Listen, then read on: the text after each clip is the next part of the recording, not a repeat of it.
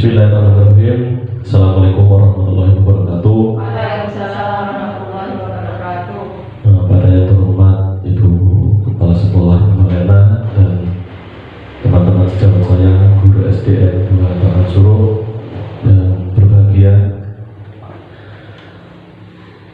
Alhamdulillah pada siang hari ini, bukan pagi tapi siang hari ini, kita dapat berkumpul di ruang kelas 6 ini dengan keadaan sehat. Bapak Ibu sekalian,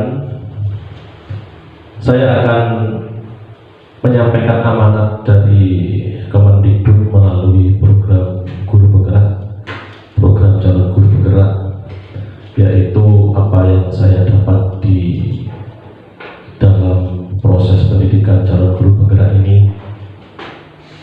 Yang pertama adalah filosofi Ki Hajar Dewantara. Yang kedua adalah nilai dan peran guru. Yang ketiga visi guru, dan yang keempat adalah budaya positif. Ini nanti kita urut mulai dari yang pertama dan sampai ke keempat. Insya Allah saya butuh waktu 1 jam 60 menit. Bukan 1 jam 60 menit, maksudnya 1 jam. Bapak Ibu, yang pertama pada saat saya menerima materi pertama adalah filosofi Ki Hajar Dewantara. Jadi materi ini adalah pemikiran Ki Hajar Dewantara sebelum ada program Guru Bergerak, jauh sebelum program Guru Bergerak. Jadi sudah ada. Jadi materi yang nanti saya sampaikan itu posisinya jauh dari program, maksudnya sudah lama, jauh lama sebelum program Guru Bergerak ini ada, dan itu sudah pemikirannya, dan itu masih relevan sampai sekarang. Maka materi-materi yang ada, yang saat ini saya sampaikan, besok yang akan datang juga akan saya sampaikan, itu bukan gara-gara karena ada program Calon Guru Bergerak, bukan. Jadi ini masih relevan begitu. Baik, selanjutnya Bu Messi. Yang pertama diambil dari buku Ki Hajar Dewantara, tulisan Ki Hajar Dewantara yang berjudul Dasar-dasar Pendidikan dan Keluarga. Itu ditulis dan dicetak tahun 1936 ya, sampai dengan 1937 itu cetakan kedua. Jadi arti dari pendidikan dan pengajaran yang selama ini kita pahami itu seperti ada perbedaan, namun ternyata tidak, ya. Seringkali dipakai bersama-sama. Kalau seringkali dipakai bersama-sama, biasanya ada perbedaan walaupun sedikit. Namun sebenarnya gabungan kedua kata itu akan mempengaruhi pengertian yang asli, ya. Pendidikan itu merupakan wadahnya yang di dalamnya ada sebuah pengajaran. Jadi pengajaran bagian dari pendidikan. Itu untuk maksud dan arti dari pendidikan. Lanjut Bu Messi. Yang kedua, ini saya ringkas, ada beberapa banyak, tapi ini ringkasnya saja. Yang kedua, pendidikan itu hanya tuntunan dalam hidup. Pertama kali yang harus diingat bahwa pendidikan itu adalah suatu tuntunan untuk tumbuh kembang anak. Artinya bahwa hidup dan tumbuhnya anak itu terletak di luar kecakapan atau kehendak kita. Karena anak-anak ini merupakan makhluk hidup yang sudah mempunyai kodratnya sendiri-sendiri. Seperti seorang anak dengan kemampuannya, misalnya ya mohon maaf, mungkin beda dengan teman yang lain di bawahnya. Dirubah kita tidak bisa. Bisanya kita hanya menuntut. Karena itu sudah kodratnya, sudah anugerah dari Tuhan untuk anak-anak kita semua. Terlepas dari itu nanti mungkin ada ya, oh berarti anaknya nggak bisa dibiarkan. Bukan juga begitu. Tetap kita lakukan dengan cara berdiferensiasi. Tapi di dalam hari ini tidak ada materi itu, materi-materi yang akan datang untuk materi diferensiasi. Lanjut Bu Messi. Yang ketiga, di dalam buku Ki Hajar Dewantara terdapat pertanyaan, perlukah tuntunan pendidikan itu?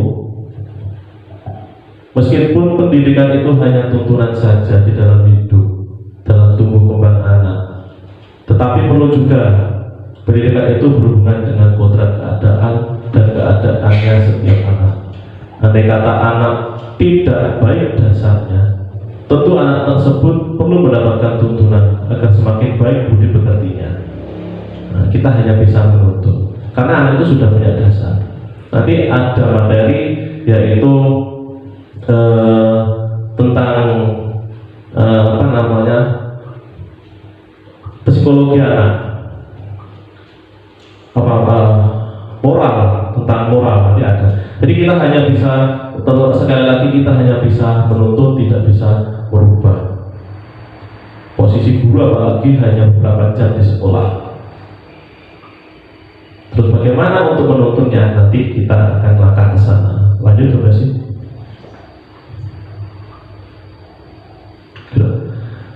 Yang keempat, dasar jiwa anak dan kekuasaan pendidikan. Yang dimaksud dengan istilah dasar jiwa yaitu keadaan jiwa yang asli menurut kodratnya sendiri dan belum dipengaruhi oleh keadaan luar diri. Dengan kata lain, keadaan jiwa yang dibawa oleh anak ketika lahir di dunia. Mengenai dasar jiwa yang dimiliki anak-anak itu terdapat 3 aliran yang berhubungan dengan soal daya pendidikan. Ada pemahaman dari guru, dari seorang pendidik itu sejak zaman penjajahan hingga sekarang dirangkum dan dihikmati oleh Ki Hajar Dewantara, nanti akan menjadi 3 ya. Berikutnya Bu Messi. 3 aliran ini anggapan tentang anak atau murid dalam pendidikan. Yang pertama ya, seperti yang dituliskan Bu Cici kalau tidak salah pada saat pendampingan individu saya kemarin, anak lahir di dunia itu diumpamakan seperti sehelai kertas yang belum ditulis, sehingga pendidik boleh mengisi kertas yang kosong itu menurut kehendaknya. Aliran ini merupakan aliran lama yang sekarang hampir tidak diakui kebenarannya di kalangan kaum cendekiawan. Sebelum KHD menulis buku ini, maksudnya aliran di sini, aliran adalah seperti kita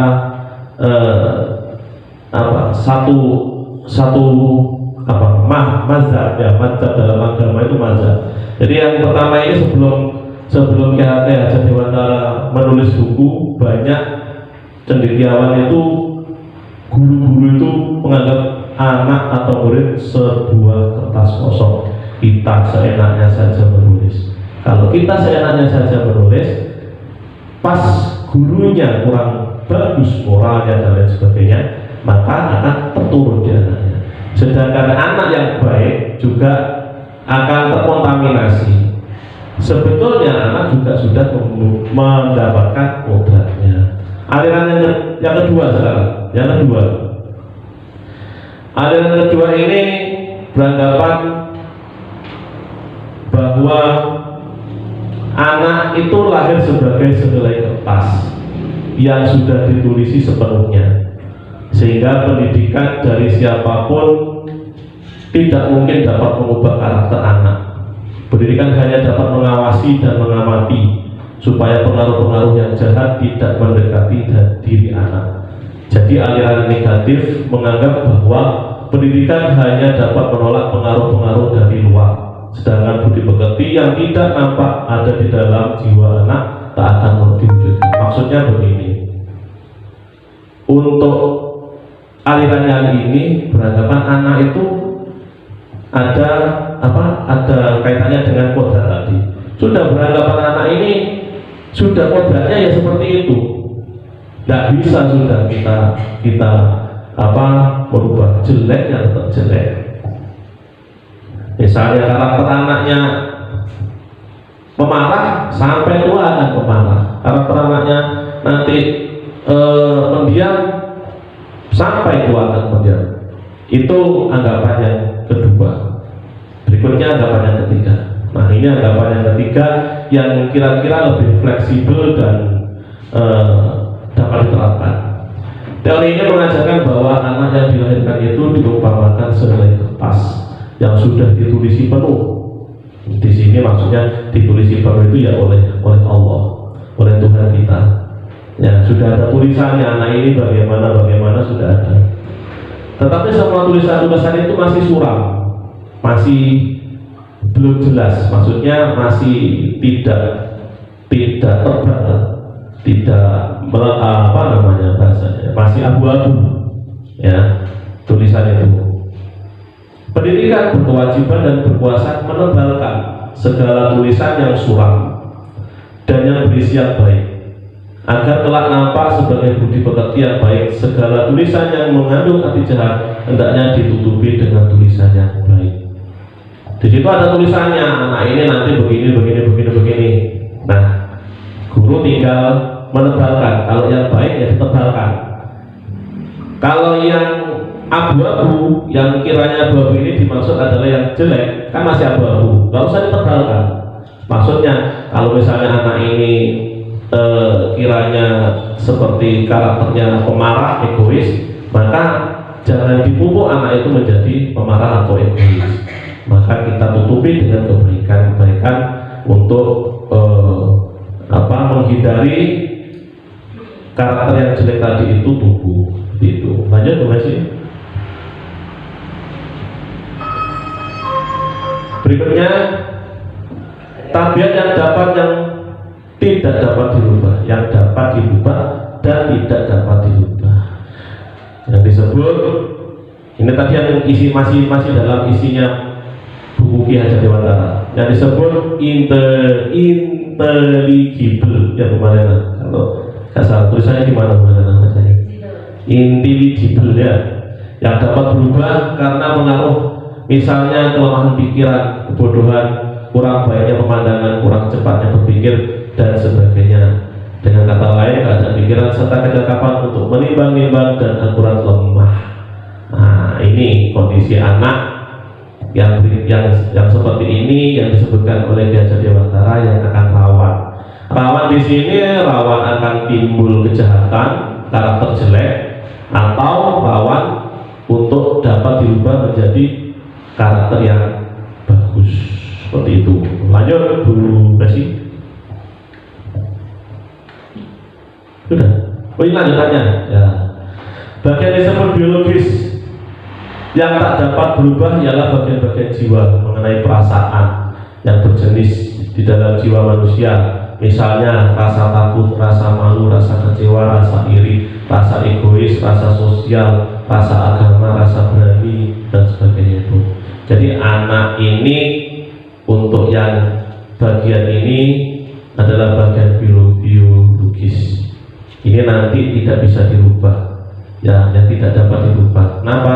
Seperti itu, ya sudah kodratnya tadi. Tapi nanti mungkin ada pertanyaan seperti ini, rasa takut, enggak, rasa takut, enggak.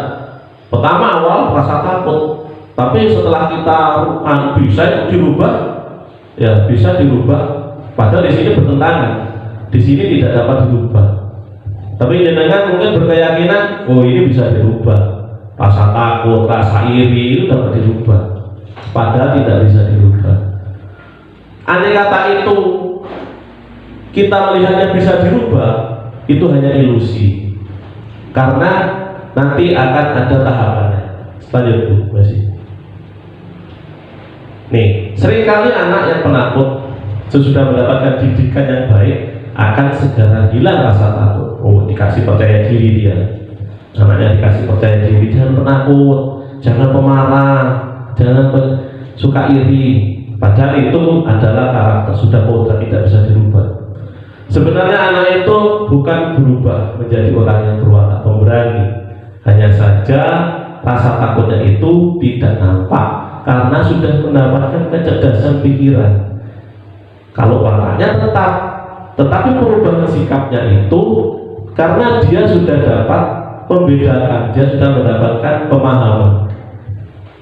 Pemahamannya, oh kalau takut harus dilawan dengan cara begini. Itu dia sudah bisa mengolah rasa takut. Tapi kalau namanya penakut, tetap akan menjadi penakut. Berwatak pemberani, ya pemberani. Tukang ngeyel kayak saya, ya ngeyel. Ya, tutupi nggak bisa. Itu sudah watak. Sadar nggak sadar ya sih kita terima seperti ini. Cuma kita akan berpikir, oh kayak saya misalnya, saya berwatak tukang ngeyel. Tapi pada saat tertentu, oh saya nggak bisa tampet ngeyel. Karena kalau saya melakukan, mungkin akan terjadi perdebatan pajak dan sebagainya. Orang berkesan, oh itu wis keyelannya, tapi saya tetap masih ngeyel. Itu apa? Bisa dirubah. Kata orang Jawa, ciri wanci digowo mati. Ya Bu, di sini. Ciri wanci digowo mati. Mungkin betul Pak Gus? Salah. Ini belum paham berarti. Nanti dipahamkan. Lanjut dulu, kasih. Perlunya penguasaan diri dalam pendidikan budi pekerti. Kecerdasan intelligibel tadi, hidup anak-anak tadi hanya dapat menutupi tabiat-tabiat perasaan yang tidak baik. Akan tetapi harus diingat bahwa dengan penguasaan diri secara tetap kuat dapat melenyapkan atau mengalahkan tabiat-tabiat biologis yang tadi, yaitu yang saya jelaskan tadi. Jadi tabiat-tabiat yang biologis tadi itu tidak bisa dirubah, bisa terlihat untuk berubah, tapi itu hanya ilusi karena sudah mendapatkan pemahaman kecerdasan setelah mendapatkan pendidikan tadi. Silakan lanjut Bu. Yang ketujuh yang ada di dalam bukunya Ki Hajar Dewantara, peralatan pendidik. Ya, peralatan pendidik adalah alat-alat pokok, yakni cara mendidik. Yang pertama, cara mendidik kita harus bisa memberi contoh. Mustahil kita memberi contoh yang baik, yang jelek, tapi anak-anak disuruh baik. Ya. Terus kebiasaan penting. Kalau ini kiranya kayaknya kita setuju semua ini. Pengajaran, perintah, tindakan, pengalaman lahir dan batin. Ini kiranya kita setuju semua, dan Bapak Ibu pastinya paham bahwa pendidik itu ya di dalam pengajaran pendidik itu kita ada 6 peralatan ini. Lanjut ke basic. Sekarang kita kepada budaya positif. Ya, lanjut. Sekarang tolong sesama teman, satu saja, bukan dua-duanya, satu saja dengan sama temannya satu nggak sama ngepal. Tapi bagaimana caranya Anda tanpa kekerasan membuka tangannya teman sejawat kita? Bagus. Apa? Gimana caranya terserah, tanpa paksaan, tanpa kekerasan. Maksudnya, paksaan boleh, tetapi tanpa kekerasan. Saya buka nih, maksudnya ini Ya. nggak bisa dibukakan. Gini, terserah. Pokoknya yang nggak buka ini, yang nggak memegang, berusaha bagaimana caranya biar teman kita ini membuka tangannya Ya. tanpa kekerasan, tanpa maksudnya ditarik gitu ya. Ya. Dengan cara yang itik, jangan dipakai caranya, jangan dipakai yang lain. Bu Malena dengan cara itik-itik. Nah, coba. Jadi tidak boleh betul, boleh rayuan, boleh ajakan, permohonan, silahkan. Rayuan bu saya. Silakan, ayo. Endingnya, Bu Malena sudah menemukan dengan cara diitik-itik. Dari tengah. Resmi dengan cara Salah. Apa? Enggak jadi pertama. Ibu salah. Salah. Bacing bukan. Apa juga? Boleh. Boleh. Ayo Pak, temukan. Ayo. Kita nanti akan masuk ke materi. Ini boleh. Ayo bu, apa lagi ya? Ayo. Ayo tadi sudah. Terus. Gimana? Terserah bagaimana, mau dirayu, mau diajak, mau apalah, tanpa menggunakan kekerasan paksaan, maksudnya kekerasan. Dirayu, coba dirayu. ini masih Dirayu gimana? Nah, membuka sudah ya, sudah ya. Nah, membuka sudah. Oh, boleh Farhana WTC. Membuka tangannya WTC. Harus semua begini. Ayo gimana? Sekarang yang Ayo. jari sama jari manis. jari Jari bu jari dan jari manis. kayak seorang murid kayak gitu. Ayo kan tesan biar asam urat atau tidak. Terus lanjutin lagi. Terakhir. Nah, buka kali ya. Namanya perlintasan. Maksudnya begini. Silakan lanjut. Nah, ternyata itu semua tadi ilusi. Andai kata Bu Malena tadi dengan cara mengitik-itiknya, titik-titik ini, Pak Agus buka tangannya. Itu bukan karena Bu Malena, tapi dengan cara Bu Rismi, kelihatan semua. Itu tadi kelihatannya Bu Malena berhasil dengan cara begini, tapi itu karena bukan dari kita yang meminta membuka, tetapi dari yang kita melakukan sendiri. Tadi Bu Atut diperintah buka telunjuk jari tengah jadi ini. Tapi kan Bu Atut merasa mau kan?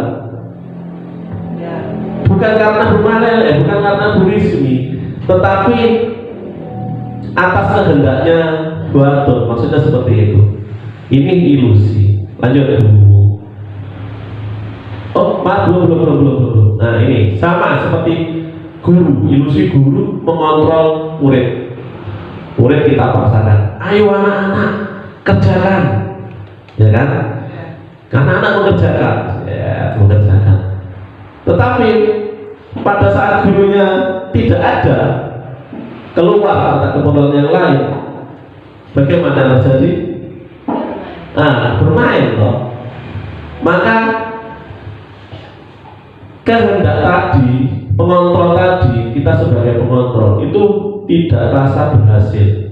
Pengontrol kita tadi memberi perintah untuk mengerjakan itu karena ketakutan. Jadi yang membuat rasa dia mengerjakan bukan diri kita, tapi dia sendiri karena ada rasa dari luar. Kita yang memberi. Maksudnya apa? Nanti kita lanjut apa? Kita selanjutnya. Itu. Berikutnya Bu, ini sudah ya. Lanjut. Ya. Penguatan positif atau bujukan adalah bentuk-bentuk kontrol segala usaha untuk mempengaruhi murid agar mengulangi suatu perilaku tertentu. Adalah suatu usaha mengontrol murid tersebut.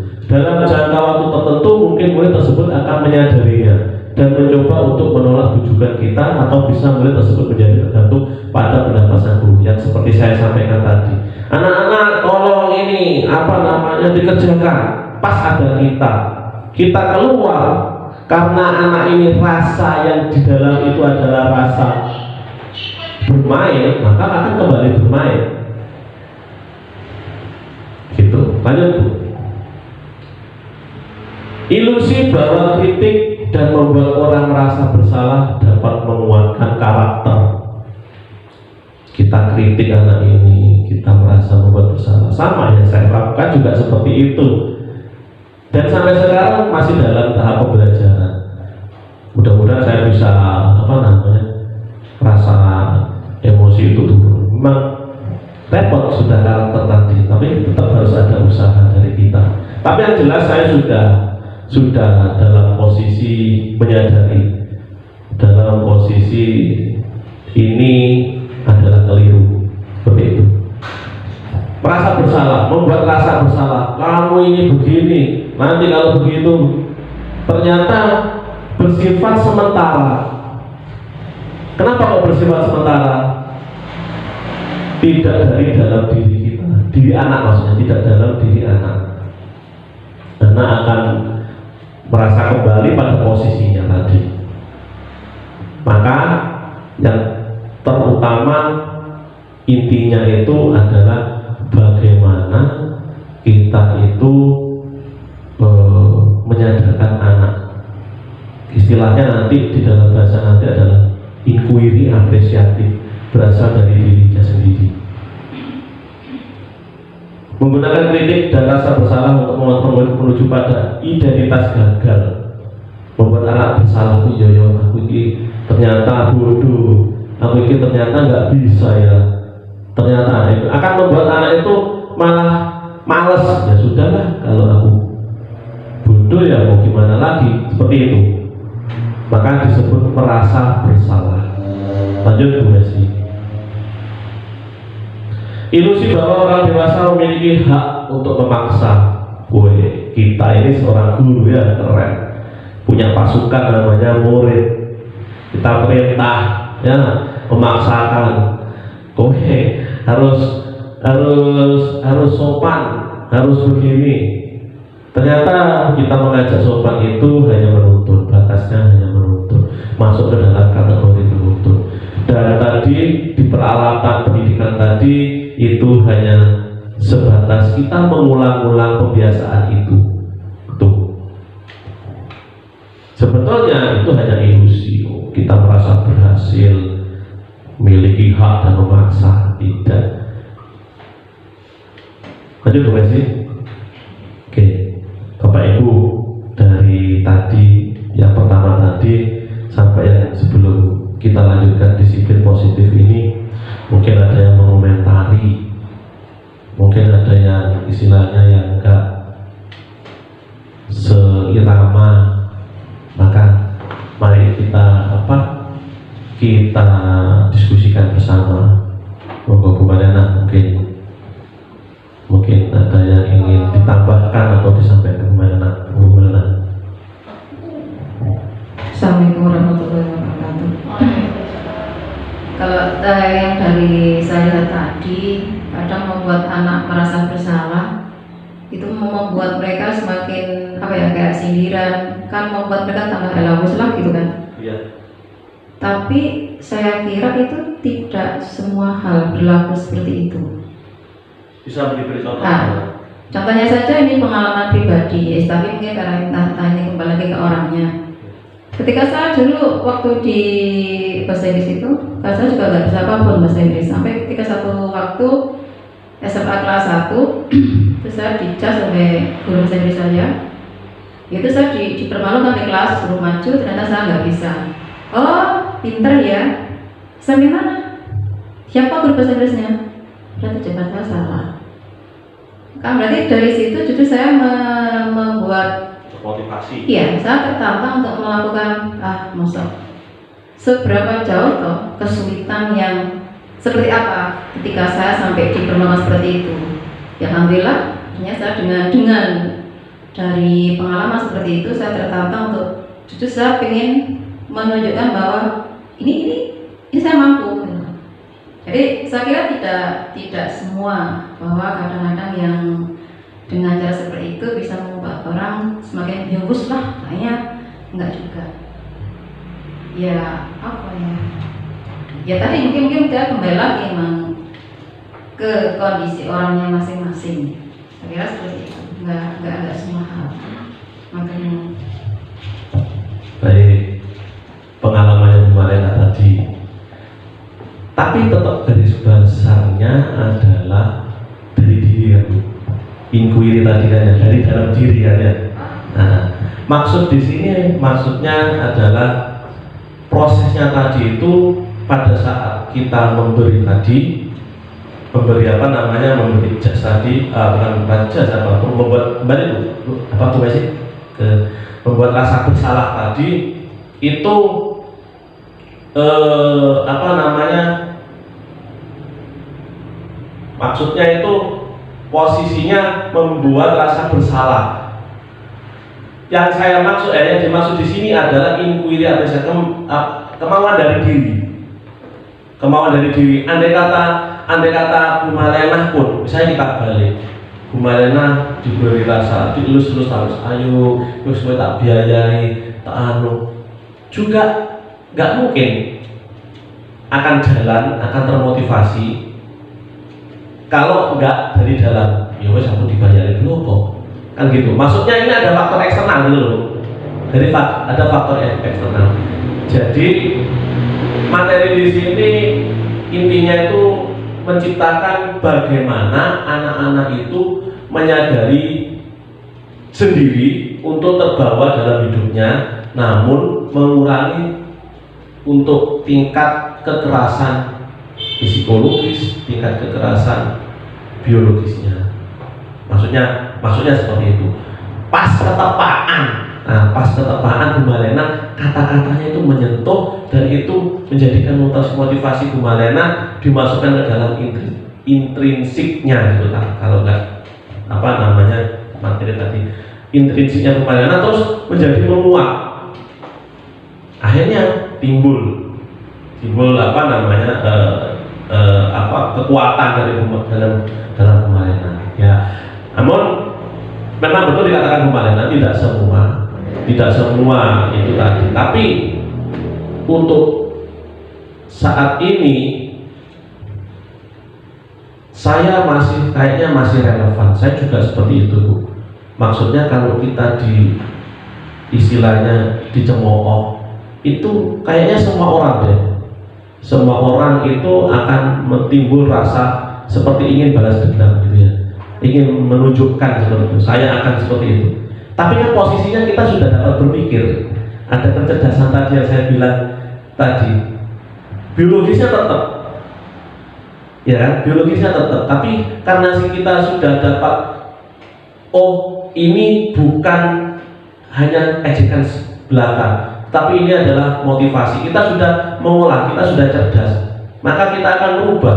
Tetapi tetap dasarnya kita namanya sakit hati, mudah sakit hati, ya tetap akan menjadi watak gitu. Garis besarnya tadi di situ. Jadi kayaknya semua deh. Nggak tahu Bu Cici kalau misalnya diberi seperti itu gimana Bu? Bu Cici, kok bisa gitu? Wah, akan termotivasi nggak kira-kira? Termotivasi jelas. Kayaknya iya. Nah, kayaknya jangan kayaknya. Misalnya kayak Bu Malena punya pengalaman seperti itu Bu Rizmi, Bu Cici. Pernah ya? Kita coba Bu Rizmi, kita berbagi Bu Rizmi. waktu SMA kelas 1 pelajaran bahasa Arab, saya itu duduknya namanya Titi juga. Oh bukan bahasa Arab, kimia, fisika. Fisika itu punya bahasa Arab. Bahasa Arab, ulangan bahasa Arab. Kok jawabannya sama? Gurunya curiga. Mana ini Cici yang pinter, Cici Anggreni apa Wulandari? Terus kayaknya yang meremehkan saya. Coba Cici Anggreni maju. Ternyata benar, tulisan saya benar. Terus saya tuh pikirannya, oh berarti guru ini curiga, paling Cici Anggreni nggak bisa. Tuh pikiran saya gitu. Berarti ada motivasi tetap seperti itu tadi, kayak seperti kok dia menyepelekan saya ya? Rasa apa? Dongkol ya? Dicurigai. Ya, rasa dongkol. Jadi tapi kita mengolah rasa dongkol tadi menggunakan kecerdasan, akhirnya tertutupi. ya kan, tak tutupi. Waton atau Bu, monggo Pak Dwi masih berjalan sini, Pak Dwi ke sini. Enggak di sini, di sini semua. Oke, enggak ada angin. Waton nanti aja, nanti aja, nanti aja, jangan. Semua kebagian. Ya begitu. Apa namanya, kita tadi berbagi. Iya, saya juga sama sih merasakan seperti itu. Karena kita menutupi kecerdasan tadi. Lanjut Bu, apa namanya sih? Sebelum disiplin positif, ada dua kata, disiplin dan positif. Kita memahami bahwa dua kata ini untuk maknanya kiranya sudah bisa tergambar. Disiplin dan positif itu kita sudah bisa tergambarkan, ya. Namun sebelum kita berlanjut, apa bahasanya expliking ya? Expliking kita adalah sambung kalimat. Sambung kalimat. Kita menyambung kalimat nantinya secara bergiliran menyambung kalimat yang kalau sudah berbagai semua akan membentuk cerita, ya. Yang pertama dipersilakan Bu Malena untuk membuat satu kalimat bebas apapun kalimat. Nanti akan membuat suatu cerita. Ayo, karena kita hanya 10 orang, ya 10 orang. Kita buat 2 kalimat, jadi ada 20 kalimat. Monggo, Bu Malena. Oh enggak kata. Jadi Kalimat aja, ya jadi kalimat aja. Kita hari ini begitu panas. 2 kalimat, Bu Malena. Hah? Hari ini begitu panas. 2 kalimat. Ya. Hari ini begitu panas sehingga saya membutuhkan kesejukan. Kesejukan itu sudah ada di hadapan saya, yaitu adalah dengan makan semangka. Semangka, kata kuncinya semangka. Dari buah semangka kita warnanya merah itu menandakan warna cinta. 2 kalimat, 1 kalimat. Hidup harus dipenuhi dengan cinta. Oh, maksudnya cinta kan kata-katanya. Cintanya yang menjadi awal.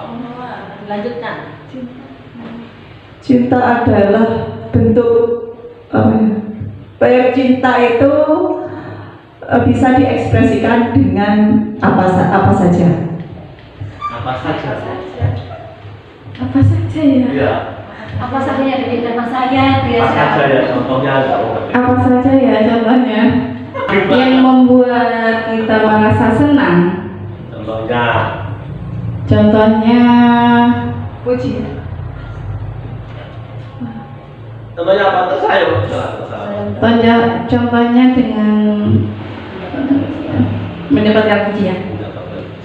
Pujian. Pujian membuat saya merasa senang. Senang menggambarkan ekspresi kita yang berbahagia. Pak Dwi berbahagia.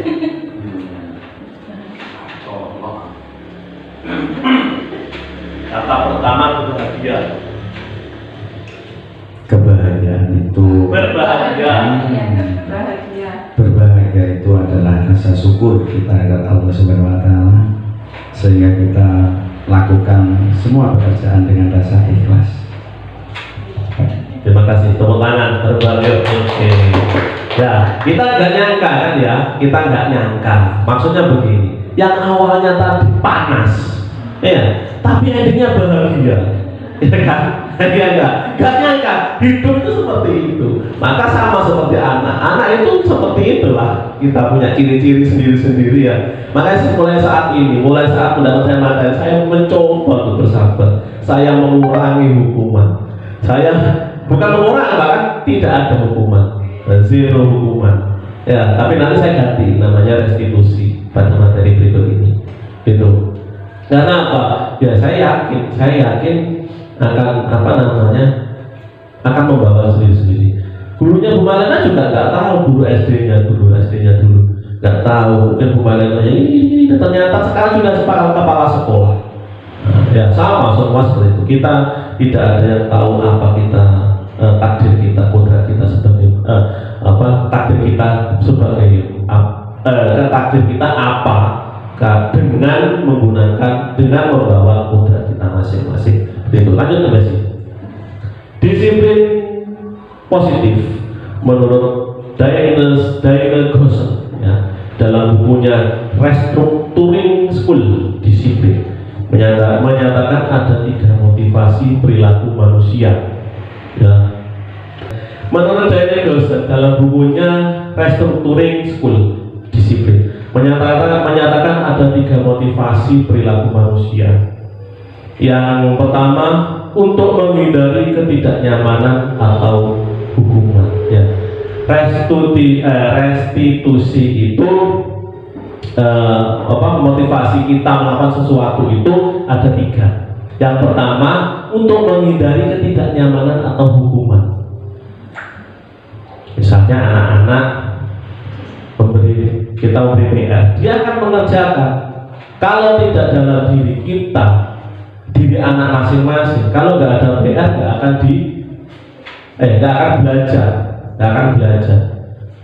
Karena apa? Karena alasannya untuk menghindari ketidaknyamanan atau hukuman. Kita melakukan sesuatu juga akan seperti itu. Yang kedua, untuk mendapatkan imbalan atau penghargaan dari orang lain. Aku harus mengerjakan sebaik mungkin. Dengan harapannya, pasti aku yang terbaik. Nanti kalau terbaik, pasti akan dapat permen sama Bu Rizmi. Soalnya kemarin teman-teman dikasih permen seperti itu. Ternyata pada saat dia sudah mengerjakan, kebetulan Bu Rizmi ini lupa atau memang tidak ada niat untuk memberi penghargaan tadi.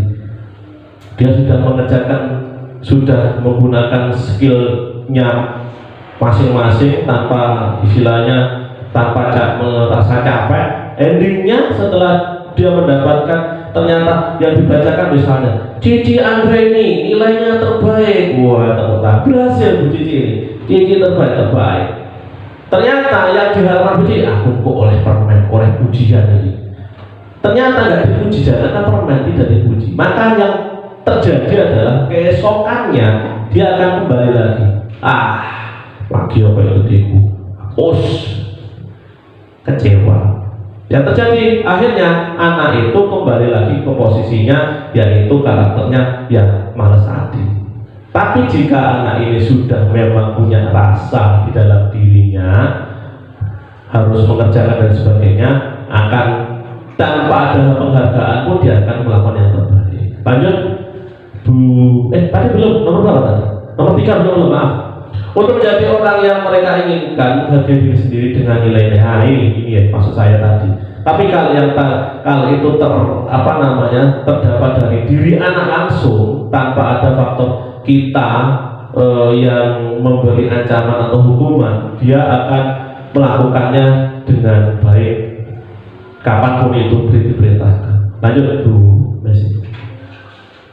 Tujuan dari disiplin positif ya, jadi tadi itu kan ada imbalan tadi, maka dari itu kalau hukuman kita hilangkan, terus imbalan kita hilangkan, bagaimana caranya anak ini untuk dituntut menjadi lebih baik? Caranya dengan disiplin positif, yaitu menanamkan motivasi yang ketiga pada murid untuk menjadi orang yang mereka inginkan, menghargai. Ketika murid kita memiliki motivasi tersebut, ya, jadi intinya intrinsik inquiry apresiatif. Tapi maju ya gitu. Lanjut Bu Messi. Dari disiplin positif tadi ya, muncullah keyakinan. Kalau untuk diri ya keyakinan diri. Kalau kita sebagai guru, kita membuat keyakinan di kelas. Kalau kita menjadi pemangku kepentingan sekolah, ya kita buat untuk sekolah. Untuk itu tadi itu, untuk menumbuhkan rasa keyakinan rasa muncul dari intuisi apresiatif tadi dari dirinya anak-anak tadi, maka harus muncul keyakinan bahwa oh, saya ini harus berbuat begini karena nilainya adalah positifnya ini. Nilai di sini artinya nilai dari keyakinan, bukan nilai angka, bukan nilai yang kita kasihkan buat apa, bukan. Maksudnya nilai dari keyakinan tadi. Kita mungkin bisa menggunakan praktek di kelas, misalnya untuk memunculkan keyakinan itu menggunakan dengan tabel Y. Di dalam tabel itu ada terdengar, terlihat, berperilaku. Lanjut juga sih. Nah, ini bukan tabel Y. Dulu, apa namanya? Nggak benar-benar. Nah itu. Ini kita menginventarisir dulu peraturannya. Peraturan yang sudah kita ada di dalam kelas itu kita inventarisir. Misalnya kembalikan barang ke tempatnya. Mengembalikan barang ke tempatnya tadi itu nilai kebajikannya apa? Misalnya teman yang lain supaya tidak bingung jika membutuhkan, agar tidak mudah hilang. Nah ini bisa dipakai dalam kelas kita. Terus dilarang mengganggu orang lain. Nilai kebajikannya apa? Nilai kebajikannya tidak nyaman misalnya. Hadir di sekolah 15 menit sebelum pembelajaran. Nilai kebajikannya apa? Jika terlambat maka akan mengganggu kenyamanan dari kelas itu. Teman-temannya pasti tidak ada enggak. Assalamualaikum. Terlambat dia. Terlambat. Habis itu teman-temannya yang tadinya fokus ke pelajaran melihat si anak yang tadi terlambat itu datang. Lanjut Bu Messi. Nah ini yang tabel Y. Nanti setelah jenengan membuat menginventarisir peraturan, terus dicari nilai kebajikannya masing-masing, bisa menggunakan tabel Y ini. Maksudnya ini tujuannya untuk mengingatkan anak-anak. Bisa juga, jadi peraturan itu nantinya akan diganti dengan keyakinan kelas. Nanti peraturan itu akan diganti dengan keyakinan kelas. Kalau peraturan, gandengannya hukuman, gandengannya adalah konsekuensi.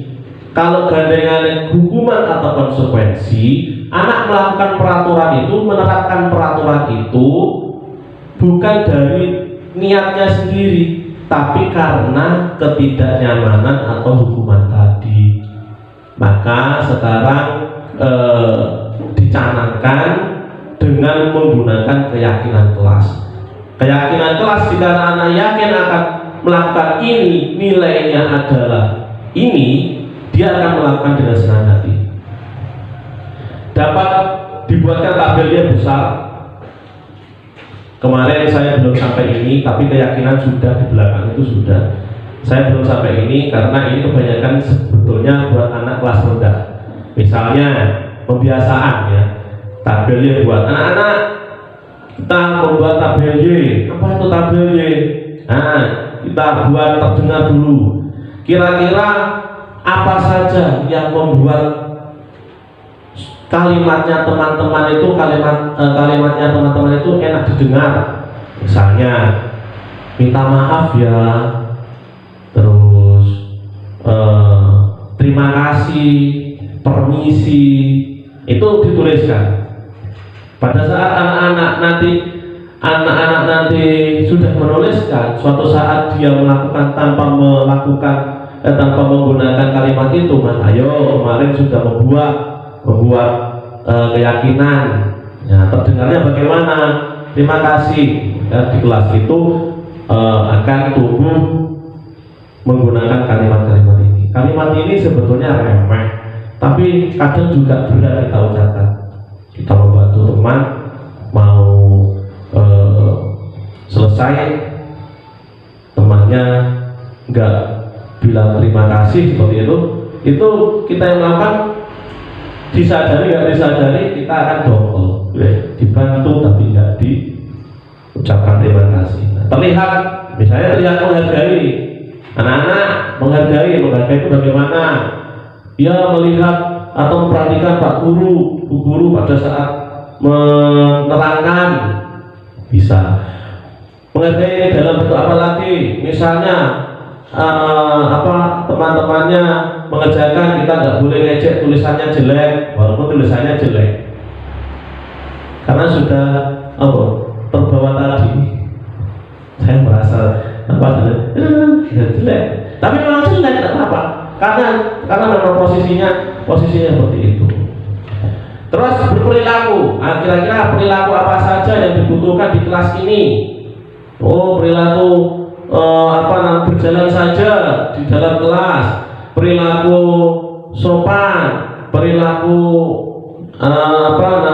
tidak mengganggu, tidak menyenggol, tidak menyentuh teman. Nah, menyentuh teman itu betul perlu. Jadi mungkin kelas 1, kelas 2, 3 itu boleh diterapkan. Lanjutnya ini tadi tabel B itu bisa digunakan untuk membentuk keyakinan pada kelas rendah.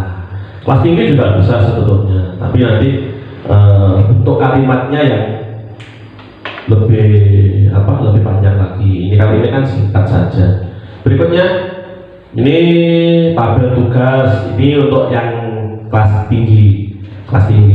Itu kalau kelas tinggi itu biasanya butuh butuh pengakuan juga. Misalnya guru juga harus menuliskan tugas saya, nah misalnya mengajar, mendidik dan sebagainya. Tugas murid belajar, mencoba menghasilkan terbaik dan seterusnya. Terus setelah menuliskan tugasnya guru dan tugas murid, bisa menggunakan kertas cat yang kemarin bisa, atau menuliskan langsung di papan tulis bisa, nanti direka, dibuat tugas untuk kelas tinggi, dibuat tugas, ditempelkan itu. Terus setelah menuliskan tugasnya, menuliskan bukan tugasnya. Kalau guru, nanti guru atau pak guru yang menulis tugas saya yang tidak diinginkan anak-anak apa? Contoh misalnya menyakiti dan disakiti, terus memaksa kamu untuk belajar. Enggak, Pak, kata-katanya nggak enak ya, memaksa kamu untuk belajar gitu ya. Iya, memaksa, tapi memang benar. Maksud belajar itu kayaknya kita nggak nyaman deh. Kita walaupun tua dipaksa belajar, rasanya nggak nyaman. Ya. Tapi kalau sudah muncul dari diri, ya kita lanjut. Di pertama, saya di pra kemarin, ayo ikut guru penggerak, ayo guru. Kemarin, ya Bu Nuta, bisa di pra, ya. Saya enggak, saya malah melawan apa ya. Tapi ada unsur eksternalnya yang membuat saya tersadar, terus ya akhirnya mengikuti. Intinya kalau kita terpaksa itu untuk belajar khususnya pasti tidak nyaman. Begitu. Tugas murid juga seperti itu. Tugas murid bukan tugasnya apa? Menyakiti atau disakiti oleh teman, mengeluh. Ini untuk kelas besar, untuk kelas tinggi, membentuk keyakinan kelas. Lanjut dulu di sini. Nah, kalau sudah terbentuk, ini contohnya. Contoh keyakinan kelasnya. Misal kelas 1, setiap anggota kelas perlu belajar. Nanti muncul. Tadi sudah membentuk tabel Y, akan muncul diringkas. Diringkas menjadi contohnya itu. Setiap anggota kelas perlu belajar. Setiap anggota kelas perlu senang. Setiap anggota kelas perlu melakukan tugas. Pak, kok perlu senang? Nanti ada. Senang itu ternyata kebutuhan. Ya Pak Dwi. Senang itu kebutuhan. Nanti ada kebutuhan. Ya, ada 5 dasar kebutuhan manusia. Saya belum masih. Ya. Nah, contoh kelas tinggi ini, keyakinan kelas selalu bersikap positif, bahasanya sudah bulat, senantiasa menjadi diri terbaik. Menjadi diri agak sudah kelas memerlukan kognitif yang berikutnya ini, percaya dan menghormati orang lain serta barang miliknya dan sebagainya. Terus keyakinan kelas 7 ini untuk SMP kita bahas. Lanjut Bu Masih. dalam menjalankan peraturan atau keyakinan kelas tadi atau sekolah ya, bisa keyakinan ini tadi bisa dilakukan berbentuk disusun untuk kelas, untuk sekolah bisa, bahkan untuk diri anak-anak kita bisa kayak untuk membentuk keyakinan itu tadi. Bila mana ada suatu pelanggaran, tentunya sesuatu harus terjadi. Untuk itu kita perlu meninjau ulang tindakan penegakan peraturan atau keyakinan kelas sekolah kita selama ini. Tindakan terhadap suatu pelanggaran pada umumnya berbentuk hukuman atau konsekuensi. Nah, maka akan diperkenalkan program disiplin positif yang dinamakan restitusi. Jadi kita sudah tahap menghilangkan saat ini menghilangkan yang namanya hukuman. Kita menuju ke restitusi. Lanjut Bu Messi. Pengertian restitusi. Restitusi adalah proses menciptakan kondisi bagi murid untuk memperbaiki kesalahan mereka. Ya, jadi restitusi itu tidak menjadi penyesalan bagi anak itu, tetapi dia untuk merangsang anak untuk memperbaiki kesalahan mereka, sehingga mereka bisa kembali pada kelompoknya mereka. Karena kalau dia malu atas melakukan kesalahan, ada rasa mindernya atau berubah karakternya. Lanjut Bu Messi. Tabel identitas gagal. Oh, ini nanti saja ada di sana. Lanjut aja. Nah ini 5 kebutuhan dasar manusia juga bisa dikatakan anak. Yang pertama, bertahan hidup. Pasti bertahan hidup itu meliputi kita sandang, pangan, papan. Itu kebutuhan hidup. Terus berikutnya kasih sayang dan rasa diterima. Perlu nggak kita? Ini masuk dalam kasih sayang, Pak. Harga diri itu masuk dari rasa kasih sayang. Ya, bukan masuk harga diri itu masuk di dalam kasih sayang dan rasa diterima. Ya kan, harga diri. Terus penguasaan. Kita kalau untuk anak penguasaan maksudnya kalau anak itu melakukan sesuatu tidak dalam penguasaannya dia, maka yang terjadi babah lumpuh. Maka yang terjadi ya sudahlah begitu. Itu sudah pasti. Lagi kita lanjutkan. Yang keempat adalah kebebasan. Anak-anak juga butuh bebas, tidak terkekang. Maksudnya kebebasan di sini misalnya ada tugas A, terserah sudah kamu dengan cara bagaimana menyelesaikannya, di mana caranya, bagaimana menggunakan apa, bahannya apa, diberi kebebasan. Kayak tapi tetap diberi. Misalnya toolnya itu diberi. Misalnya kayak ini, contohnya saya patung gitu ya. Patung, tapi kita sudah membuat dengan cara dicor, bahannya apa nanti dibantu orang tua. Andai kata nanti sudah jadi, habis itu dia bawa ke depan, ditanya ini yang buat siapa, dia akan berbicara. Kalau dia ada rasa takut, tapi sebelumnya harus menggunakan bagaimana ini nggak takut. Kalau dia takut pasti akan bohong. Nih sama siapa? Ayo, ini sama siapa? Terus caranya bagaimana? Awal kali caranya dulu ditanya. Nanti kalau caranya ditanya itu akan kelihatan dia akan mengerjakan sendiri apa tidak. Nah, berarti ini tidak dikerjakan sendiri Iya Pak, bantu. Terus kamu tugasnya apa? Hanya ngecek saja. Ya sudah, kita terima. Hanya mepres saja kita terima. Cuma kemarin ada yang komplain salah satu murid saya, Bu Malena juga menyampaikan ke saya, katanya tidak dihargai, bahasanya seperti itu. Sebetulnya bukan tidak dihargai, kata kuncinya ini tadi yang tidak sesuai. Tadi perintahnya adalah patung gitu, dia hanya membuat asbak. Andai kata asbaknya itu ada pohon-pohonannya, apa-apanya, itu mungkin oke lah. Tapi ini tidak. Nah kalau ini saya terima, efeknya kepada teman yang lain. Cuma ngomongnya oleh gitu. Jadi kemarin buat duit celengan punya duit celengan, kue nono lempung bukaan PP. Itu aja saya. ternyata memang mungkin kembali lagi ke tema awal adalah karakter. Tapi alhamdulillah tanpa ada menggunakan kata-kata yang kasar, saya tidak menyentuh hatinya dengan menggunakan kata-kata, bisa ditanyakan seperti itu. Berikutnya lanjut Bu Messi. 5 posisi kontrol ini, monggo jenengan posisinya ada di mana, dirasakan sendiri. 1, sebagai penghukum, ya, seorang penghukum bisa menggunakan hukuman fisik ataupun verbal, ya, dengan biasanya kata-kata patuhi aturan saya, kalau tidak awas. Itu juga saya lakukan, tapi dulu saya ini sudah berhilang, bukan berhilang tapi hilang. Terus pasti selalu yang terakhir selesai, gitu. Cuman yang saya sampai sekarang belum bisa kontrol itu adalah emosi, Pak Dwi.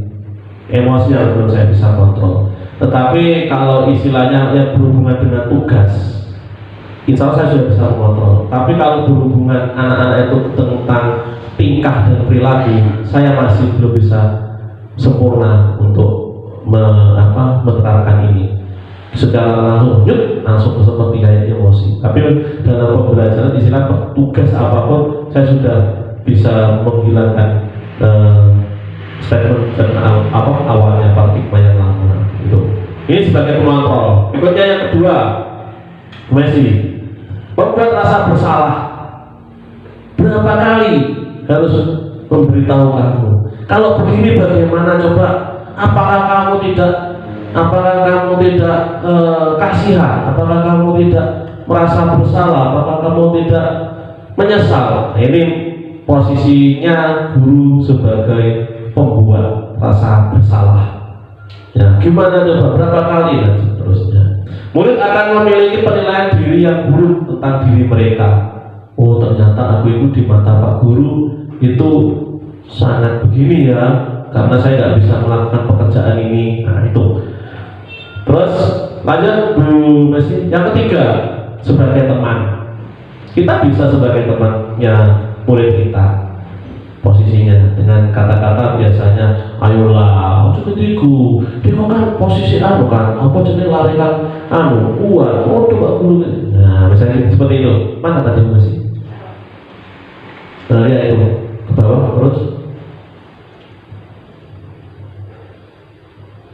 Teman, ayo bantulah demi Bapak, masa gak kasihan sama Bapak? Ini posisinya posisi sebagai teman, guru sebagai teman. Berikutnya masih keempat, pemantau ini dia hanya menanyakan, kamu tahu gak aturannya?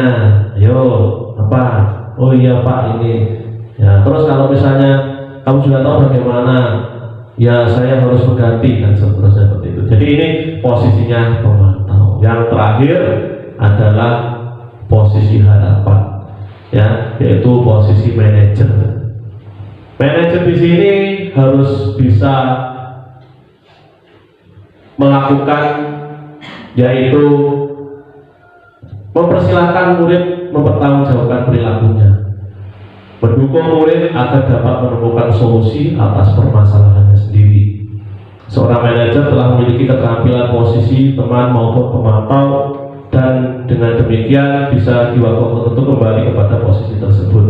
Itu manajer. Jadi manajer ini hanya posisinya bukan kita yang menyuruh, tetapi merubah anak-anak itu dari diri anak-anak sendiri, tidak atas faktor kita anak-anak.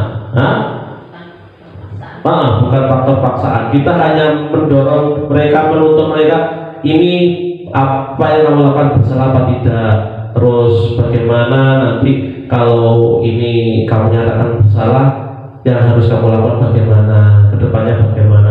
Jadi kayak seakan-akan nanti secara tidak sadar mereka akan membuat suatu sumpah sendiri, suatu janji di dalam dirinya. Lanjut Bu Messi.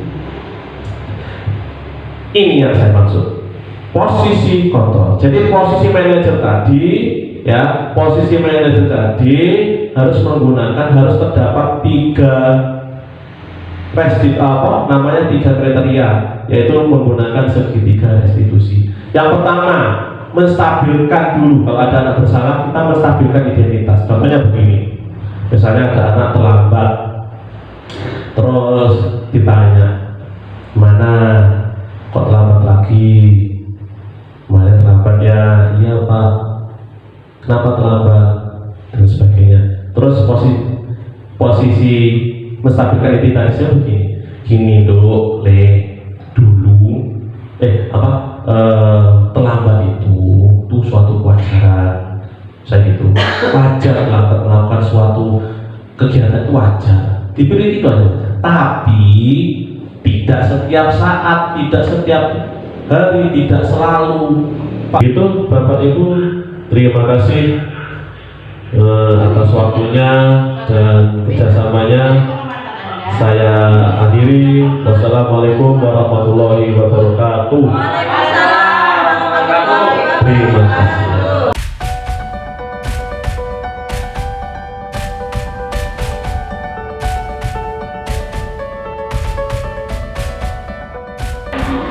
Baik anak-anak, setelah pelajaran kita selesaikan tadi, masih ada waktu sekitar sejam, ya.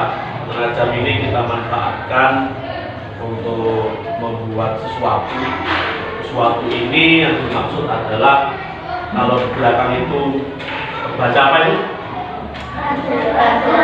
Peraturan beserta hukumannya ya, sanksinya ya. Mulai saat ini, kalau selesai hari ini, besok kita buat kita tulis, terus kita tempel. Tapi bukan peraturan lagi, kita akan mengganti ya peraturan dan sanksi menjadi hal yang baru. Hal yang baru ini adalah keyakinan kelas, ya. Keyakinan kelas, di situ nanti ada nilai-nilainya yang ada di dalam keyakinan kelas. Maksudnya bagaimana? Maksudnya keyakinan kelas ini adalah kalian nanti saya beri not, tuliskan di situ apa saja yang harus dilakukan, ya. Konotasinya positif, tidak boleh menggunakan kata negatif. Contohnya tidak, jangan. Nah, itu dilangi, konotasinya positif. Jadi yang harus saja, misalnya harus diam saat pelajaran, pokoknya yang positif, yang diharuskan. Tidak harus di kelas ini, boleh yang harus dilakukan di sekolah. Tapi yang pertama yang kamu tuliskan nanti adalah keharusan yang harus dilakukan di dalam kelas. Bisa dipahami? Ada pertanyaan? Nanti kalau sudah selesai, baru kita akan coba memilah-milah menjadi keyakinan kelas. Bisa dipahami ya? Setelah sudah ditulis, langsung saja ditempel di sini yang atas tadi. Cukup gak cukup? Tempelin cukup ya? Kayaknya cukup. Kalau nggak cukup nanti ini saya bawakan ini. Tidak apa-apa, langsung ditempel. Tulis keyakinan apa yang keharusan yang kalian dapat. Sekarang saya beri waktu sekitar 15 detik. 15 detik maksudnya untuk mencari apa yang harus dilakukan. Terus setelah itu baru sambil saya membagi. Paham? Kalau sudah ketemu, langsung ditulis. Awas, jangan sampai terbalik. Biasanya ada terbalik. Pegang dulu. Oh, anak kelete. Ya, kalian yang raketnya ini bukan. Ya, yuk saya bagi. Geser. Kalau temannya nyampe, geser. Kalau sudah nyampe, ya saya bagi aja. Oh, belum. Ya. Yang sudah tempel di atas, jangan yang kotak bawah. Kotak bawah itu untuk apa?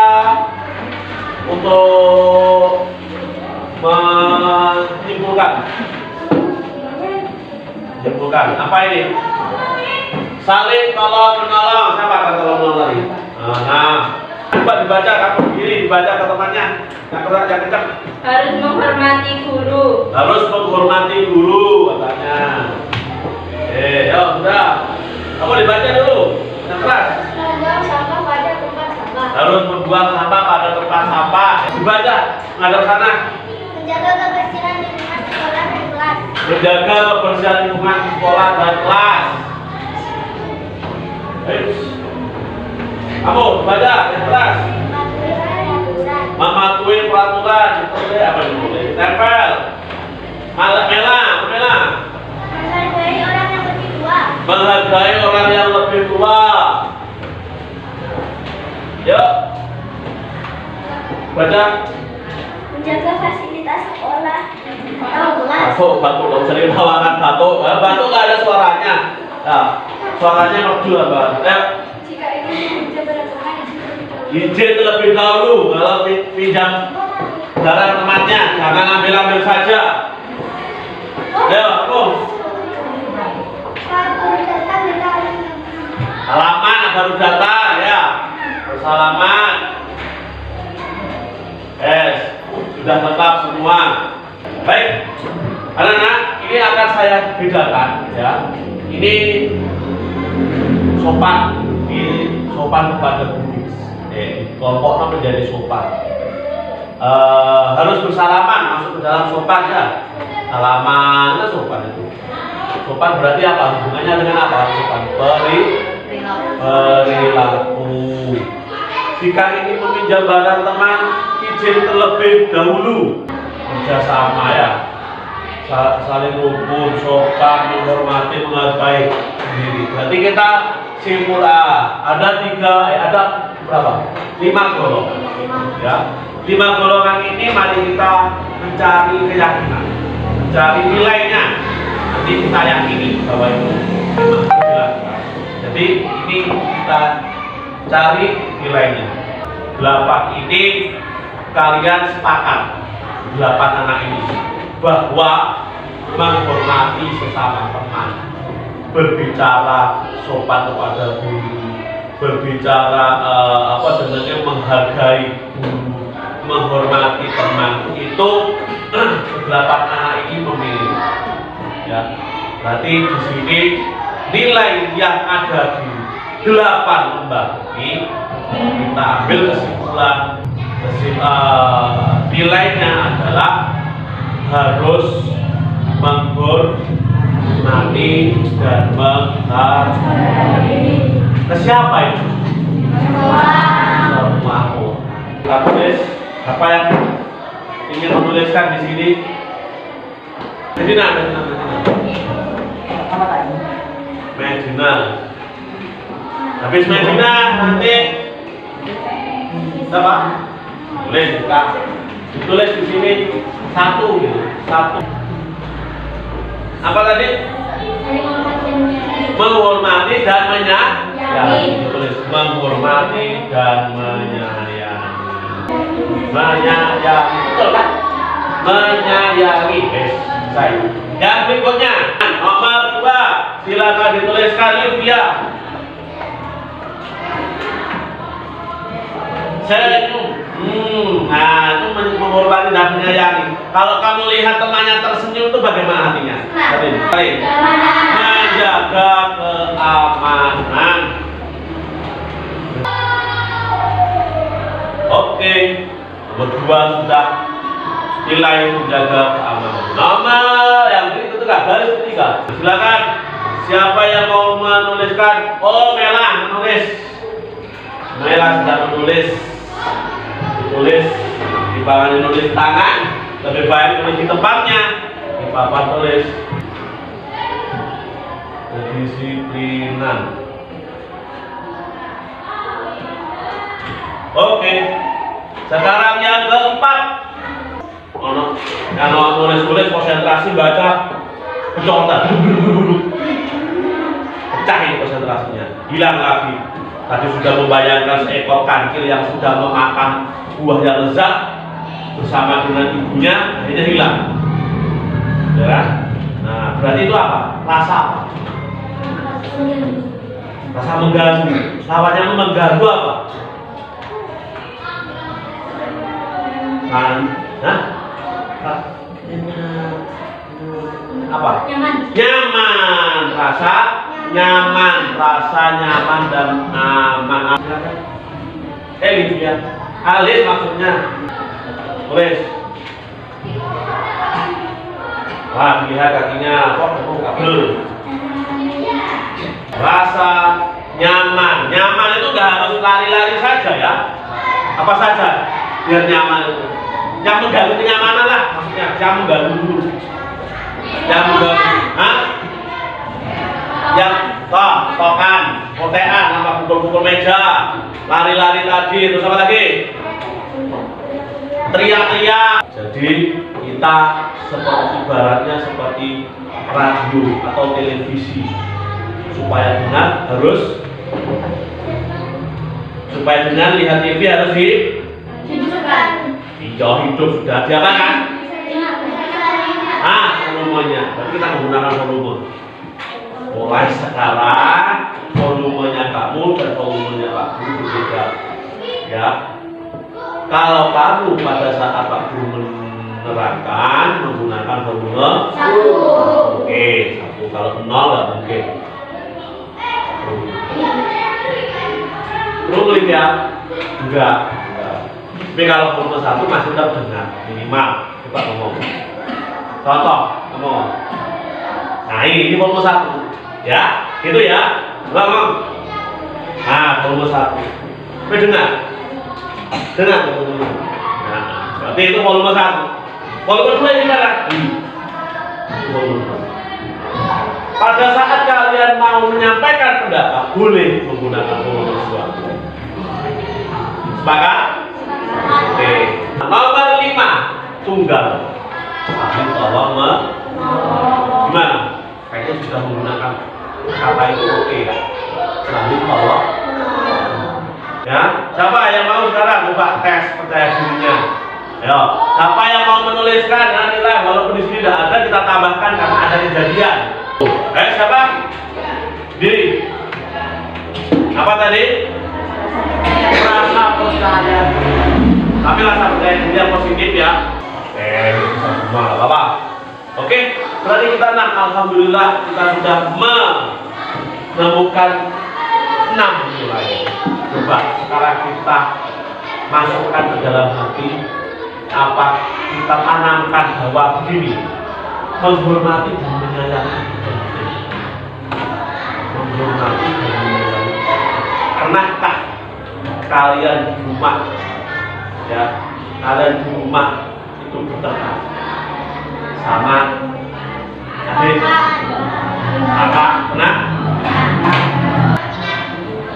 Berarti mari kita sama-sama bahwa menghormati dan menyayangi itu yakin dibutuhkan. Karena kalau enggak menghormati akan terjadi perpecahan. Enggak menyayangi, situasi suasana tidak nyaman. Ya, setuju enggak? Setuju? Yakin ini diperlukan? Yakin? Nah, sekali lagi bareng-bareng simpopak. Yakin diperlukan? Yakin. Tolong ini dilakukan. Baik anak-anak, jangan dulu gimana cerita. Baik anak-anak, ini sudah ada 6 nilai dan 6 keyakinan yang sudah kita bicarakan barusan ini. Ya, dengarkan. Besok kita akan membuat suatu tulisan yang nantinya akan diganti peraturan kelas itu ya. Peraturan kelas itu diganti dengan keyakinan ada berapa? Nah, dan nanti supaya ingat, maka nanti tiap-tiap kelompok akan membuat, saya beri satu lembar kertas untuk membuat sedemikian rupa ke-6-6-nya ditulis, ditempelkan di segala sudut kelas ini, supaya kalau kamu begini lihat, oh iya saya punya keyakinan kelas ini. Lewat sana mau untuk nengok, oh iya saya punya keyakinan kelas ini.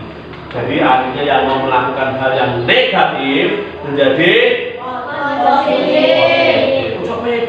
maka aku bilang positif. Negatif dirubah menjadi positif. Baik anak-anak, silakan berkelas. Waktu sudah menunjukkan jam pulang.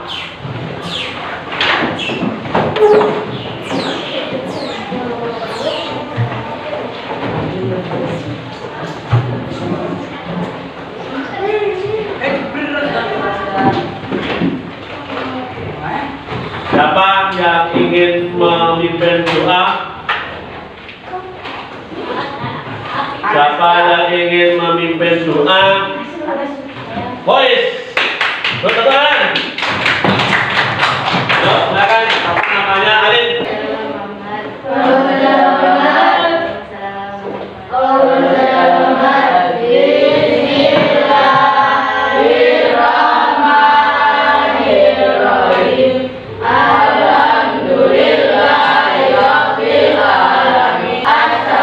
Waalaikumsalam warahmatullahi wabarakatuh.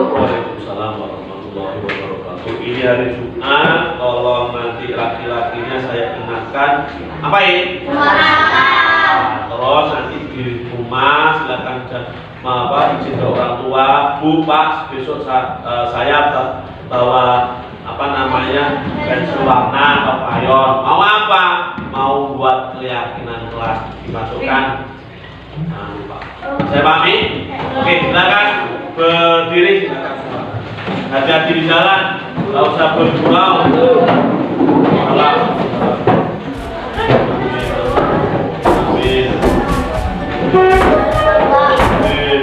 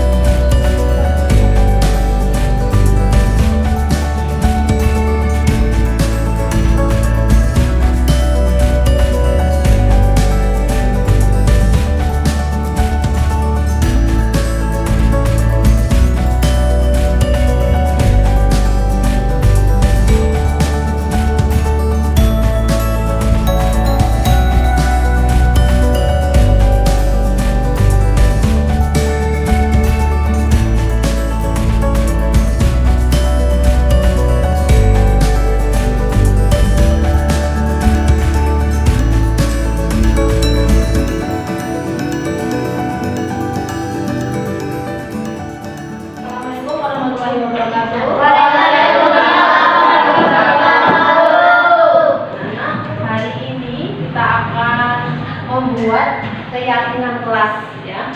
Nah, ini kita sudah membuat yang dinamakan dengan peraturan kelas.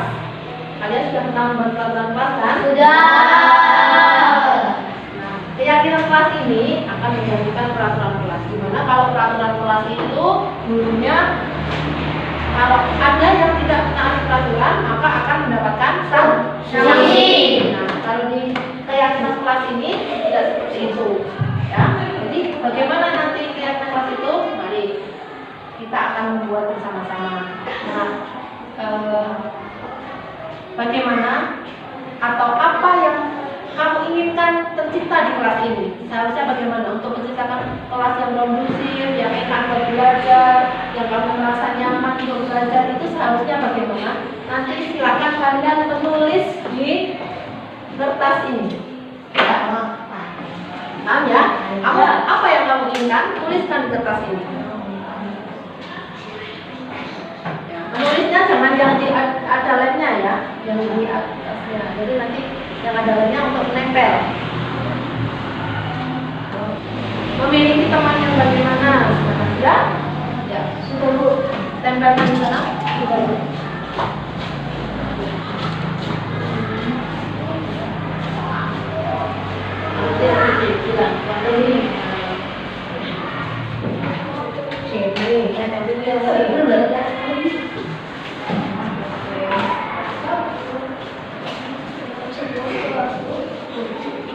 Tadi punya siapa ya? Yang atas sendiri Nata ya? Iya. Nata coba bacakan yang punya aku Nata.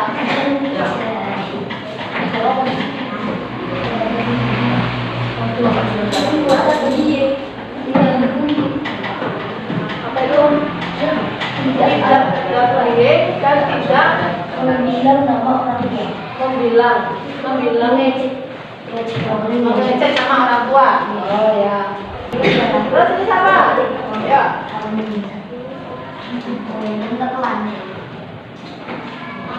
Ini di kelas ini tidak ada bully. Aku ini di kelas ini tidak ada bully. Tadi kita sudah sepakat untuk ini ya, 5 anak tadi tidak ada bully. Bisakah kalian membuat kalimat untuk menciptakan keyakinan kelas yang intinya atau isinya adalah tidak ada bullying atau harus saling menghormati? Ayo gimana? Kami ingin di kelas ini tidak ada yang namanya bully. Coba kalimatnya ulum tadi coba ada yang bisa nambah lagi gimana? Ingin di kelas ini saling menyayangi dan menghormati. Bagus. Setuju kalian? Setuju. Saat ini keyakinan kelas kita yang pertama adalah kami ingin di kelas ini saling menyayangi